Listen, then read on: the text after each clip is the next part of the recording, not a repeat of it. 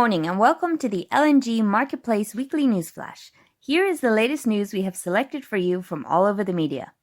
The Woodlands-based liquefied natural gas company Accelerate Energy has landed a contract to develop an offshore LNG import terminal in the Philippines.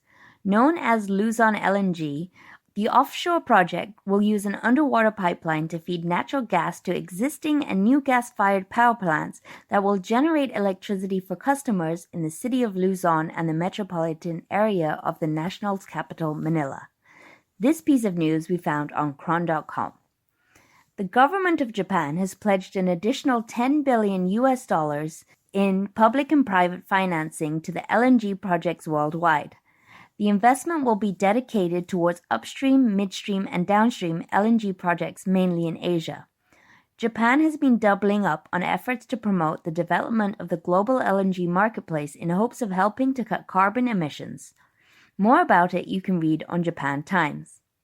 Petro Vietnam, the state-owned energy company, has announced plans to begin work on its first LNG import terminal in the south of the country in late October.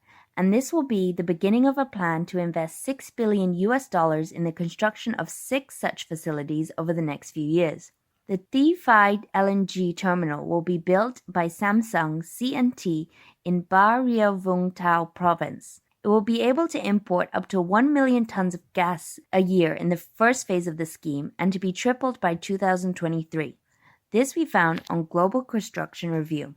China's shipbuilder Hudong Zhonghua has named its self-developed 4th-generation LNG carrier Dubé. The vessel is set to transport LNG from the Yamal project in Russia to China and is the first of its kind among 4 LNG carriers made by the company. More you can read on Xinhua Net.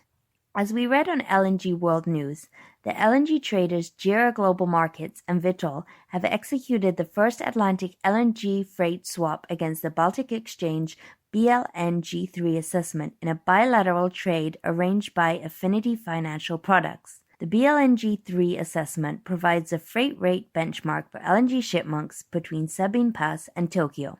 And another piece of news from the same website, Japanese shipping giant NYK has placed an order for the world's largest pure car and truck carrier to be fueled by LNG.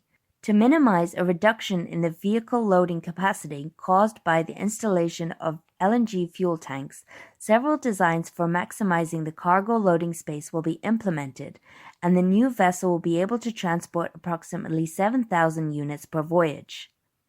Mitsui O.S.K. Lines has taken part in the first bunkering of LNG into a tugboat Ishin at the port of Kobe in Japan. It is the first LNG-fueled tugboat in Japan and is operated by a MOL Group subsidiary, Nihon Tugboat. It was the first LNG bunkering in the port of Kobe, and the successful trial confirmed that LNG fuel can be effectively supplied safely at the port. You can read more on Finance Yahoo. Russia's gas producer Novatek is thinking about a third LNG plant in its supercooler gas cluster. Next to Yamal LNG plant running at annual capacity of more than 16 million tons of LNG and the Arctic LNG 2 project, planned to start in 2023, Novatek is looking to build more LNG facilities in the area as it aims to produce as much LNG as Qatar. This piece of news we found on Reuters. And last but not least, South Korea's state-run Korea Gas Corp, KOGAS, has signed an agreement with the British Petroleum to buy almost 1.6 million tons of U.S. LNG for 15 years starting 2025. The volumes will be sourced from BP's commitment at Freeport LNG in Texas or Venture's global Calcasieu Pass terminal in Louisiana. This agreement is seen as the latest example of the British energy giant finding a home for its long-term U.S. LNG offtake obligations. More you can read on S&P Global Platts and Financial Post. That's it for this week. Tune in next week for more news, and until then, thanks for tuning in.